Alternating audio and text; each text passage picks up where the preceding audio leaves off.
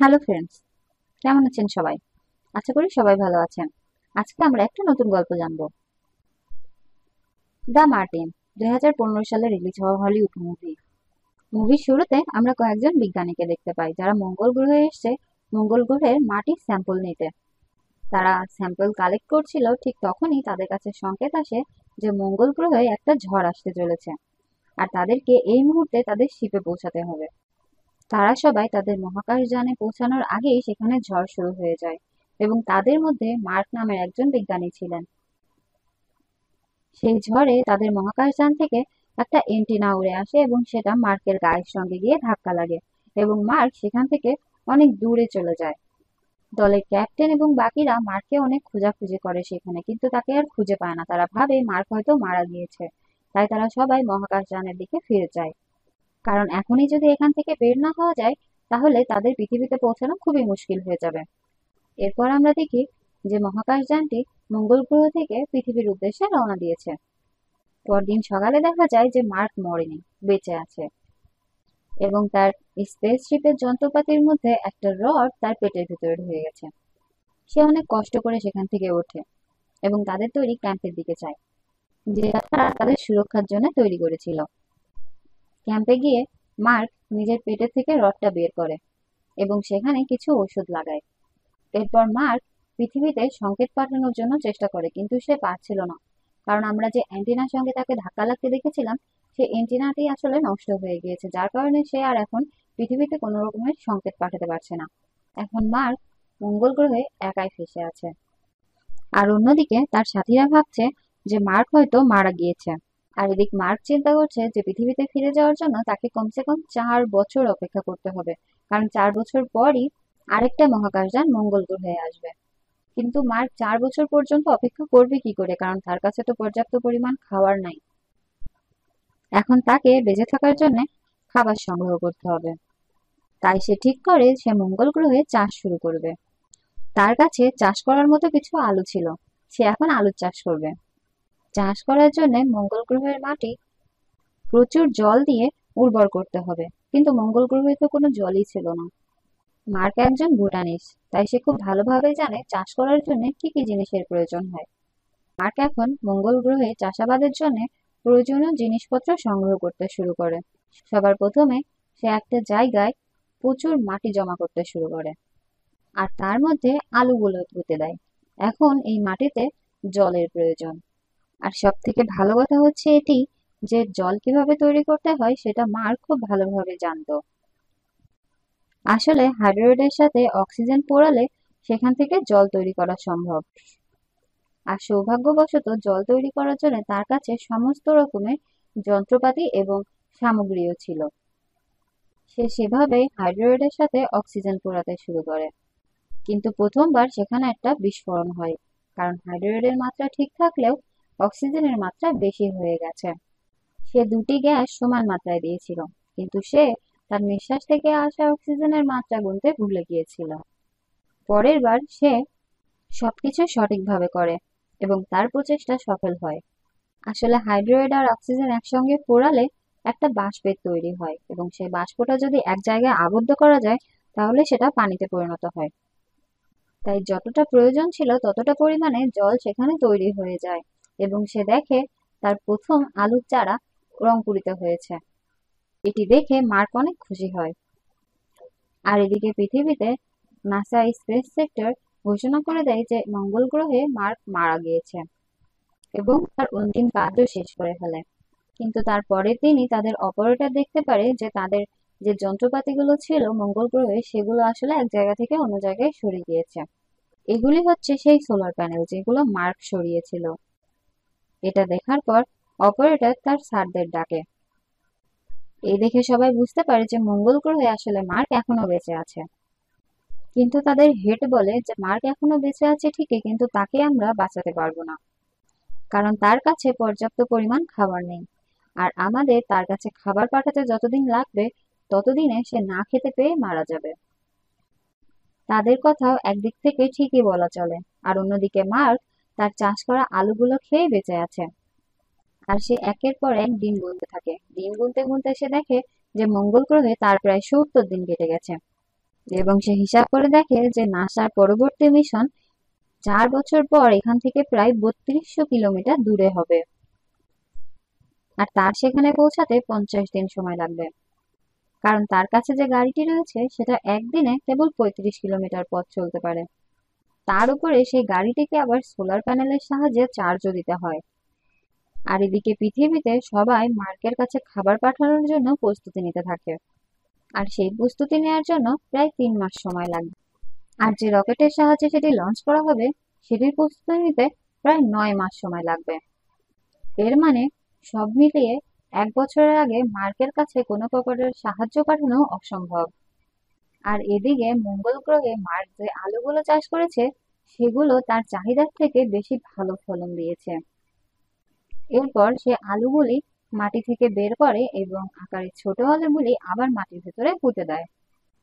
এছাড়া এই চাষের জন্য সে সার হিসাবে নিজের মলকে ব্যবহার করত।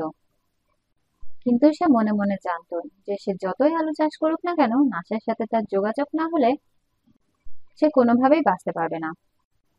নাসার সঙ্গে যোগাযোগের জন্য সে এমন একটা জায়গায় যায় যেখানে পাথফাইন্ডার রয়েছে, যেটা 1997 সালে খারাপ হয়ে গিয়েছিল, আর পৃথিবীর সাথে তার সম্পর্কও ছিন্ন হয়ে গেছিল। নাসার বিজ্ঞানীরা স্যাটেলাইটের সাহায্যে তার চলন লক্ষ্য করছিল এবং তারা বুঝতে পারে যে সে পাথফাইন্ডারের দিকে যাচ্ছে। এই যন্ত্রটি একটু পুরনো হওয়ায় মার্ক সেই যন্ত্রটিকে আবার ঠিক করে। এই যন্ত্রটি শুধুমাত্র মঙ্গল গ্রহ থেকে ছবি তুলে পাঠাতে পারে। এরপর মার্ক সেই ক্যামেরার সামনে 3টি বোর্ড লাগিয়ে দেয়। মাঝখানের বোর্ডে লেখা থাকে যে আপনারা কি আমাকে দেখতে পাচ্ছেন। ডান পাশে দেওয়া থাকে ইয়েস এবং বাম পাশে দেওয়া থাকে নো। নাসার বিজ্ঞানীরা এটা দেখার পরে তাদের ক্যামেরার মুখ ইয়েস এর দিকে ঘুরিয়ে দেয়, যেটা দেখে মার্ক অনেক বেশি খুশি হয়ে যায়। তার মনে পৃথিবীতে ফেরার একটা আশার আলো জাগে। তারা অক্ষরের মাধ্যমে কথা বলা শুরু করে, আর এভাবেই তারা মেসেজের মাধ্যমে কথোপকথন শুরু করে। নাসা একটা মেসেজ পাঠায় যেখানে লেখা থাকে যে আমরা তোমার জন্য দরকারি জিনিসপত্র এবং প্রয়োজনীয় খাবার পাঠাচ্ছি। আর মেসেজে তারা এটাও জানায় যে তার সঙ্গীরা এখনো পর্যন্ত জানে না যে তাদের সঙ্গী মার্ক মঙ্গল গ্রহে এখনো বেঁচে আছে, আর যে দলের সঙ্গে সে এসেছিল তারা এখনো মহাকাশে আছে। তারা পৃথিবীর দিকে আগাচ্ছে। এরপর নাসা তার বাকি দলের সদস্যদেরকেও জানিয়ে দেয় যে মার্ক বেঁচে আছে। এই সংবাদ শুনে তারা খুব খুশি হয়েছিল, আর মনে মনে দুঃখও পাচ্ছিল। খুশি হয়েছিল যে তাদের সঙ্গী এখনো বেঁচে আছে, আর দুঃখ পাচ্ছিল যে তারা তাদের সঙ্গীকে ছেড়েই চলে এসেছে, আর সে বেঁচে থাকার পরেও তারা তার সাহায্যের জন্য কিছুই করতে পারছে না। মঙ্গল গ্রহে সব ঠিকই চলছিল। হঠাৎ করে একদিন মার্ক যেখানে আলু চাষ করছিল ওই জায়গাটায় একটা বিস্ফোরণ ঘটে যায়। চাষকৃত সমস্ত আলু নষ্ট হয়ে গিয়েছে, আর জায়গাটা এমন ভাবে নষ্ট হয়ে গিয়েছে যে সে ওই জায়গাতে আর পুনরায় চাষও করতে পারবে না।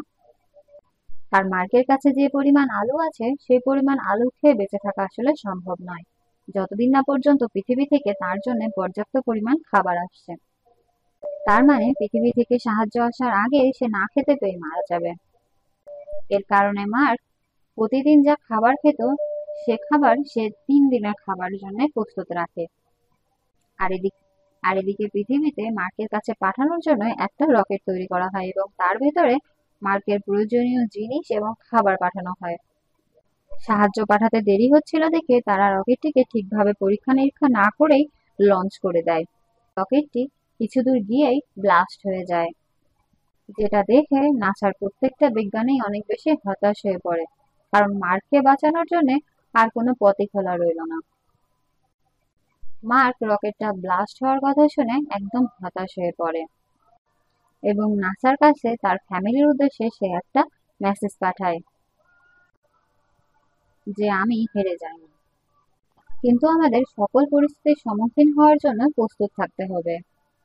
আমি আমার কাজকে অনেক পছন্দ করি, এই কাজে আমি পারদর্শী। আমি যদি মারাও যাই তার পেছনে একটা ভালো উদ্দেশ্য রয়েছে, যেটি আমার জীবনের থেকেও বেশি জরুরি।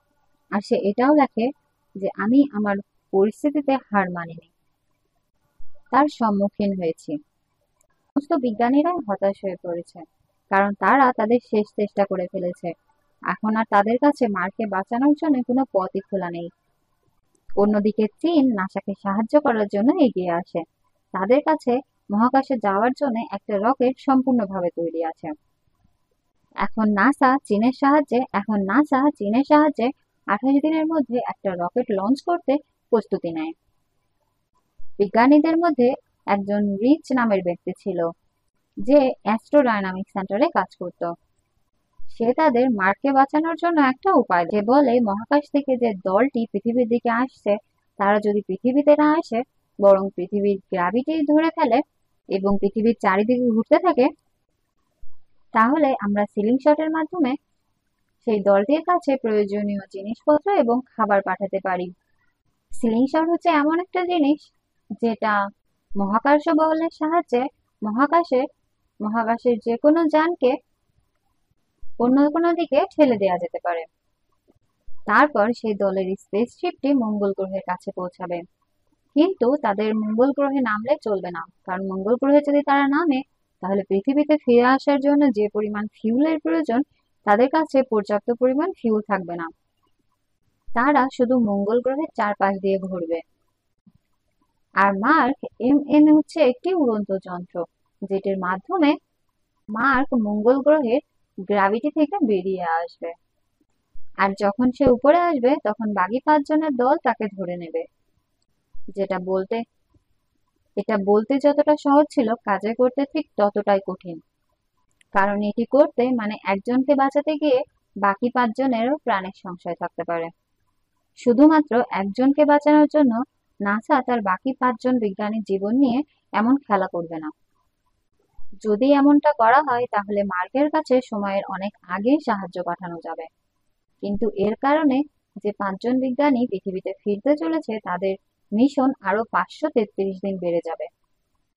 তাই নাসা ডিসাইড করে যে একজনের প্রাণ বাঁচানোর জন্য, মানে যার প্রাণ বাঁচার সম্ভাবনা খুবই কম, তার জন্য বাকি 5 জনের জীবনে রিস্ক তারা নেবে না।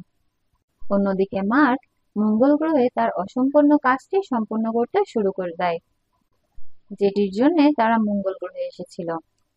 অন্যদিকে মার্ককে বাঁচানোর কথা বলেছিল যে ব্যক্তিটি রিচ, সে মার্ককে বাঁচানোর এই পদ্ধতিটা তার বাকি 5 জন সঙ্গীকে জানিয়ে দেয়। আর সেই 5 জন বিজ্ঞানী নিজেদের সঙ্গীকে বাঁচানোর জন্য নাসার অনুমতি ছাড়াই আবার মঙ্গল গ্রহের দিকে যাত্রা শুরু করে। এদিকে নাসা যখন দেখতে পায় তারা উল্টো দিকে যাচ্ছে, তারা বুঝতে পারে যে ওই 5 জন বিজ্ঞানী মার্ককে বাঁচানোর জন্য আবার মঙ্গল গ্রহের দিকে যাচ্ছে। এই দেখে নাসা তাদের প্রয়োজনীয় খাবার এবং জিনিসপত্র চীনের দেয়া রকেটের মাধ্যমে তাদের কাছে পৌঁছে দেয়। এদিকে মঙ্গল গ্রহে মার্ক সেই উড়ন্ত যন্ত্রটার দিকে পৌঁছানোর জন্য এগিয়ে যায়, যেটির মাধ্যমে সে তার সহকর্মীদের স্পেসশিপ পর্যন্ত পৌঁছাতে পারবে। 90 দিনের যাত্রার পর সে শেষ পর্যন্ত সেই উড়ন্ত যন্ত্রটির কাছে পৌঁছায়। কিন্তু সেটিতে করে মহাকাশ পর্যন্ত পৌঁছানো অতটা সহজ কাজ ছিল না, কারণ যন্ত্রটা ছিল প্রচন্ড ভারী, আর যন্ত্রটার ওজন না কমালে সেটি মহাকাশ পর্যন্ত পৌঁছাতে পারবে না। তাই মার্ক যন্ত্রটির এক একটা অংশ খুলতে শুরু করে, সেটিকে হালকা করার চেষ্টা করে। আর এভাবেই তাকে ওই যন্ত্রটির 5000 কিলো ওজন কমাতে হবে। সে ওই যন্ত্র থেকে যা কিছু অপ্রয়োজনীয় ছিল সেই সবকিছুই এক এক করে ফেলতে শুরু করে, এবং সে এমন একটি যন্ত্রের মাধ্যমে মহাকাশ পর্যন্ত যাবে যেটার মাধ্যমে সে পর্যন্ত যাওয়া খুবই কঠিন। এইদিকে নিচে পৃথিবীবাসী সবাই সে মার্কের যন্ত্রটি লঞ্চ হওয়ার দিকে তাকিয়ে আছে। এরপর মার্ক সেই যন্ত্রটি লঞ্চ করে এবং যন্ত্রটি খুব স্পিডের সাথে মহাকাশের দিকে এগোতে শুরু করে। যখন যন্ত্রটি মহাকাশ পর্যন্ত পৌঁছে যায়, প্রচন্ড চাপের ফলে মার্ক অজ্ঞান হয়ে যায় এবং তার সঙ্গে তখন যোগাযোগ করা সম্ভব হয়ে ওঠে না। এরপর যখন তার জ্ঞান ফেরে, তখন তাদের কথোপকথন পুনরায় শুরু হয়। এদিকে সবাই অনেক খুশি হয়, কিন্তু এখানে আরো একটা সমস্যা উৎপন্ন হয়। যন্ত্রটির গতি খুবই বেশি, তাই তাকে ধরা অতটা সহজ হবে না। যেহেতু মার্কের স্পেসশিপের গতি অনেক বেশি ছিল, তাই তাদের সঙ্গীদের নিজেদের স্পেসশিপের একটা অংশ বোম ব্লাস্ট করে নষ্ট করে দিতে হয়, যার কারণে তাদের স্পেসশিপের গতি কিছুটা কমে যায়। এর কিছুক্ষণ পর তারা মার্ককে তাদের দিকে আসতে দেখে, আর তাদের শিপের ক্যাপ্টেন একটা ফ্লাইং চেয়ারে বসে তাদের স্পেসশিপ থেকে বাইরে বেরিয়ে আসে মার্ককে ধরার জন্য। এবং তার চেয়ারটা যে রশির সাথে বাঁধা ছিল সেই রশিটা কিছু দূর এগিয়েই শেষ হয়ে যায়, যার ফলে ক্যাপ্টেন মার্ক পর্যন্ত পৌঁছাতে পারে না। এই মার্ক তার স্পেস স্যুটের এক জায়গায় খানিকটা ফুটো করে দেয়, বাতাস বের করে এবং সেই উন্নত যন্ত্রটি মার্ক ক্যাপ্টেনের দিকে এগিয়ে আসে। তখনই ক্যাপ্টেন মার্কের হাত ধরতে যায়, হঠাৎ করেই তার হাত ছেড়ে যায়, কিন্তু মার্ক সৌভাগ্যবশত সেই দড়িটি ধরে ফেলে। তারপর মার্ককে তারা টেনে তাদের স্পেসশিপের ভিতরে নিয়ে যায় এবং এভাবেই তার প্রাণ বেঁচে যায়।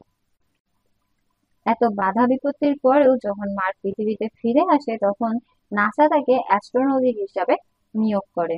এখন তার কাজ হলো অ্যাস্ট্রোনটদের মহাকাশের অন্য কোনো জায়গায় অন্য কোনো গ্রহে যদি ফেঁসে যায় তারা কিভাবে সফলভাবে বেঁচে থাকতে পারে সেগুলোর শিক্ষা দেয়া। আর এভাবেই আমাদের আজকের গল্প এখানেই শেষ হয়ে যায়। এতক্ষণ আমার সঙ্গে থাকার জন্য আপনাদের সবাইকে ধন্যবাদ। যদি আজকের এই গল্পটি আপনাদের ভালো লেগে থাকে তাহলে এরকম আরো ভিডিও পরবর্তীতে পাওয়ার জন্য আমাদের চ্যানেলটিকে অবশ্যই সাবস্ক্রাইব করে রাখেন। সবাই ভালো থাকবেন, সুস্থ থাকবেন। Thank you.